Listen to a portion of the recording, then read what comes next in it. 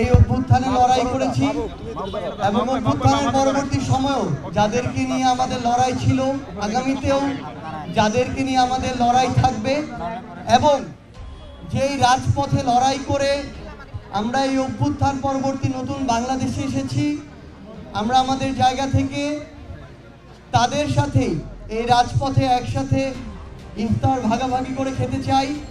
এবং সেজন্যই জাতীয় নাগরিক পার্টির আজকের এই উদ্যোগ। আমরা আমাদের জায়গা থেকে বাংলাদেশের প্রত্যেকটি জেলায় যারা এই নতুন বাংলাদেশের প্রতিনিধি, তাদেরকে আমরা অনুরোধ করব, আপনারা নিজেদের নতুন কাজের মাধ্যমে প্রমাণ করুন এবং একইভাবে পুরো বাংলাদেশের প্রত্যেকটি জেলা এবং উপজেলায় যারা ছাত্র জনতা রয়েছে, খেটে খাওয়া মানুষ রয়েছে, এমন অনেক আমাদের সহযোদ্ধা রয়েছে যারা দিনে খেয়ে কষ্টে জীবন যাপিত করে, তাদেরকে নিয়ে আপনারা একসাথে ইফতার করুন।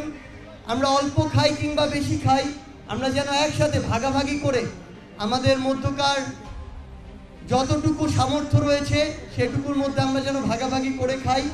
এবং সেই দৃষ্টান্ত স্থাপন করতেই জাতীয় নাগরিক পার্টির আজকের এই উদ্যোগ। পুরো মাসব্যাপী আমাদের এই কার্যক্রমটি চলবে।